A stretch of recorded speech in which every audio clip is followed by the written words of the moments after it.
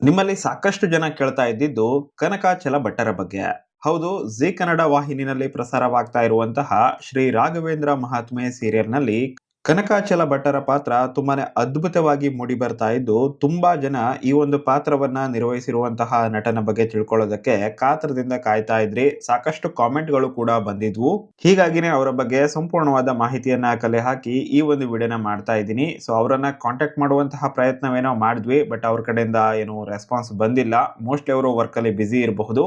So ಹೀಗಾಗಿನೇ ನಾವೇನೆ ಇವರ ಬಗ್ಗೆ ಸಾಕಷ್ಟು ಮಾಹಿತಿಗಳನ್ನ ಹುಡುಕಿ ಎಲ್ಲಾ ಮಾಹಿತಿಗಳನ್ನ ತಗೊಂಡ್ ಬರುವಂತಹ ಪ್ರಯತ್ನನ ಮಾಡಿದೀವಿ ಈ ವಿಡಿಯೋದಲ್ಲಿ. ಸೊ ಹೀಗಾಗಿನೇ ವಿಡಿಯೋನ ಮಿಸ್ ಮಾಡ್ಕೊಳ್ಳದೆ ಪೂರ್ತಿಯಾಗಿ ನೋಡಿ. ಮೊದಲನೇದಾಗಿ ಕನಕಾಚಲ ಭಟ್ಟರು ಈ ಒಂದು ಪಾತ್ರವನ್ನ ನಿರ್ವಹಿಸ್ತಾ ಇರುವಂತಹ ನಟನ ಹೆಸರು ನಟರಾಜ್ ಅನ್ನೋದಾಗಿದೆ. ಪೂರ್ತಿ ಹೆಸರು ನಟರಾಜ್ ಎಸ್ ಭಟ್ ಅನ್ನೋದಾಗಿರುವಂತದ್ದು. ಇವರು ಸಾಕಷ್ಟು ಪಾಪ್ಯುಲರ್ ಆಗಿದ್ದೆ 2016ರಲ್ಲಿ ಪ್ರಸಾರವಾದಂತಹ ರಾಮ ರಾಮರೇ ಅನ್ನುವಂತಹ ಒಂದು ಸಿನಿಮಾದ ಮೂಲಕ. ಈ ಒಂದು ಸಿನಿಮಾ ದೊಡ್ಡ ಮಟ್ಟದಲ್ಲಿ ಸಕ್ಸಸ್ ಅನ್ನ ತಂದುಕೊಡುತ್ತೆ ಇವರಿಗೆ. ಇದಾದ ನಂತರ ಕೆಲವೊಂದಿಷ್ಟು ಸಿನಿಮಾಗಳನ್ನ ಮಾಡಿದ್ರಾದ್ರೂ ದೊಡ್ಡ ಮಟ್ಟದಲ್ಲಿ ಸಕ್ಸಸ್ ಸಿಕ್ಕಿರ್ಲಿಲ್ಲ. ಬಟ್ ಇವಾಗ ಈ ಒಂದು ಶ್ರೀ ರಾಘವೇಂದ್ರ ಮಹಾತ್ಮೆ ಎನ್ನುವಂತಹ ಸೀರಿಯಲ್ ಏನಿದೆ, ಮತ್ತೆ ಅದೇ ರೀತಿಯಾದಂತಹ ಒಂದು ದೊಡ್ಡ ಮಟ್ಟದ ಸಕ್ಸಸ್ ಅನ್ನ ತಂದ್ಕೊಡೋದ್ರಲ್ಲಿ ಯಾವುದೇ ರೀತಿಯ ಡೌಟ್ ಇಲ್ಲ. ಇವರು ಕೂಡ ಪಾತ್ರವನ್ನ ತುಂಬಾನೇ ಅದ್ಭುತವಾಗಿ ನಿರ್ವಹಿಸ್ತಾ ಇದ್ದಾರೆ. ಸೊ ಹೀಗಾಗಿನೇ ತುಂಬಾ ಜನರಿಗೆ ಇವರ ನಟನೆ ಇಷ್ಟ ಆಗಿರುವಂತದ್ದು. ತುಂಬಾನೇ ತೂಕ ಇರುವಂತಹ ಪಾತ್ರ ಇದಾಗಿದ್ದು, ಈ ಪಾತ್ರವನ್ನ ನಟರಾಜ್ ಅವರು ಹೇಗೆ ನಿರ್ವಹಿಸ್ತಾ ಇದ್ದಾರೆ, ನಿಮ್ಮ ಅಭಿಪ್ರಾಯವನ್ನ ಕಮೆಂಟ್ ಮಾಡಿ. ಇನ್ನು ಇವರು ಯಾವ ಊರಿನವರು ಅಂತ ನೋಡ್ತಾ ಹೋಗೋದಾದ್ರೆ, ಇವರು ಮೂಲತಃ ಚಿಕ್ಕಮಗಳೂರಿನ ಕಡೂರಿನವರಾಗಿದ್ದಾರೆ.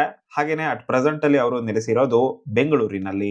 ಇವರ ಡೇಟ್ ಆಫ್ ಬರ್ತ್ ಫೆಬ್ರವರಿ 23. ಆದ್ರೆ ಯಾವ ವರ್ಷ ಅನ್ನೋದರ ಬಗ್ಗೆ ಸರಿಯಾದಂತಹ ಮಾಹಿತಿ ಎಲ್ಲೂ ಕೂಡ ಇಲ್ಲ. ಆದ್ರೆ ಇವರ ಎಜುಕೇಶನ್ ಬಗ್ಗೆ ನೋಡ್ತಾ ಹೋದಾಗ ಇವರ ಏಜಿನ ಬಗ್ಗೆ ಒಂದ್ ಸ್ವಲ್ಪ ಅಂದಾಜಂತೂ ಸಿಕ್ಕೇ ಸಿಗುತ್ತೆ. ಯಾಕೆ ಅಂತ ಹೇಳಿದ್ರೆ ಇವರ ಸೋಷಿಯಲ್ ಮೀಡಿಯಾದಲ್ಲಿ ಒಂದು ಫೋಟೋ ಅಪ್ಲೋಡ್ ಆಗಿದೆ. ನ್ಯಾಷನಲ್ ಲಾ ಕಾಲೇಜ್ ಶಿವಮೊಗ್ಗದಲ್ಲಿ ಮಿಮಿಕ್ರಿಯ ಮೂಲಕ ಕಾನೂನು ಸಲಹೆಯನ್ನ ನೀಡ್ತಾ ಇರುವಂತಹ ನಟರಾಜ್ ಅವರ ಫೋಟೋ ಇದಾಗಿದ್ದು, ಇಲ್ಲಿ ಬ್ಯಾನರ್ ಅನ್ನ ಸರಿಯಾಗಿ ನೀವು ಗಮನಿಸಿದ್ರಿ ಅಂತ ಹೇಳಿದ್ರೆ 7/10/2006 ಅನ್ನೋದು ಮೆನ್ಷನ್ ಇರುವಂತದ್ದು. ಇದನ್ನ ಆಧಾರವಾಗಿಟ್ಕೊಂಡು ನೋಡೋದಾದ್ರೆ ಇವರು ನ್ಯಾಷನಲ್ ಲಾ ಕಾಲೇಜ್ ಶಿವಮೊಗ್ಗದಲ್ಲಿ ತಮ್ಮ ಲಾ ಡಿಗ್ರಿಯನ್ನ ಕಂಪ್ಲೀಟ್ ಮಾಡ್ಕೊಂಡಿದ್ದಾರೆ. 2006ರಲ್ಲಿ ಅಥವಾ ಆ ಸಮಯದಲ್ಲಿ ಸ್ಟಡಿ ಮಾಡ್ತಾ ಇದ್ರು. ಸೊ ಹೀಗಾಗಿನೇ ಇವರಿಗೆ ಅಟ್ ಪ್ರೆಸೆಂಟ್ ಅಲ್ಲಿ 40ರ ಆಸುಪಾಸು ಏಜ್ ಆಗಿದೆ ಅನ್ನೋದನ್ನ ಈಸಿಯಾಗಿನೇ ಗೆಸ್ ಮಾಡಬಹುದು. ಇವರು ತಮ್ಮ ಎಜುಕೇಶನ್ ಅನ್ನ ಕಂಪ್ಲೀಟ್ ಮಾಡ್ಕೊಂಡಿದ್ರು ಕೂಡ ರಂಗಭೂಮಿನಲ್ಲಿ ಸಾಕಷ್ಟು ಆಸಕ್ತಿ ಇದ್ದಿದ್ರಿಂದ ಶಿವಮೊಗ್ಗದಲ್ಲಿ ಸಾಕಷ್ಟು ದಿನಗಳ ಕಾಲ ಹುಡುಕಾಟ ನಡೆಸಿ ರಂಗಭೂಮಿನಲ್ಲಿ ಸಕ್ರಿಯವಾಗಿದ್ರು. ಅದಷ್ಟೇ ಅಲ್ಲದೆ ಕುಂದಾಪುರದಲ್ಲೂ ಕೂಡ ಹಲವು ದಿನಗಳ ಕಾಲ ಸಕ್ರಿಯವಾಗಿದ್ರು ಇದೇ ಒಂದು ರಂಗಭೂಮಿನಲ್ಲಿ.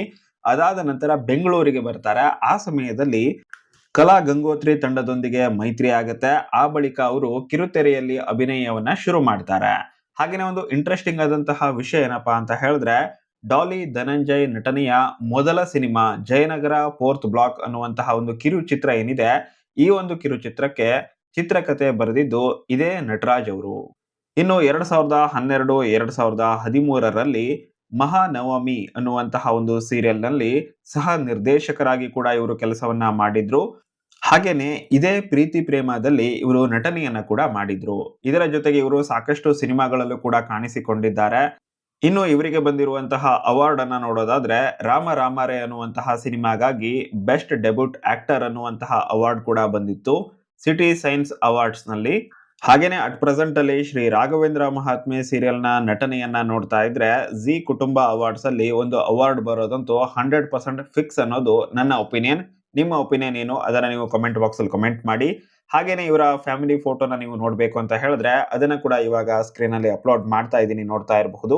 ಇದೇನೆ ಇವರ ಫ್ಯಾಮಿಲಿ ಫೋಟೋ ಆಗಿರುವಂತದ್ದು. ಇವರ ಬಗ್ಗೆ ಆದಷ್ಟು ಮಾಹಿತಿಯನ್ನ ಕಲೆ ಹಾಕುವಂತಹ ಪ್ರಯತ್ನ ಅಂತೂ ಆಗಿದೆ ನಮ್ಮಿಂದ. ಸೊ ಈ ಒಂದು ಸಣ್ಣ ಪ್ರಯತ್ನಕ್ಕೆ ನಿಮ್ ಕಡೆಯಿಂದ ಒಂದು ಲೈಕ್ ಇರ್ಲಿ ಅಂತ ಕೇಳ್ಕೊಳ್ತಾ ವಿಡಿಯೋನ ಇಲ್ಲಿಗೆ ಮುಗಿಸ್ತಾ ಇದ್ದೀನಿ. ಮುಂದಿನ ವಿಡಿಯೋದಲ್ಲಿ ಮತ್ತೆ ಸಿಗೋಣ. Thank you so much for watching.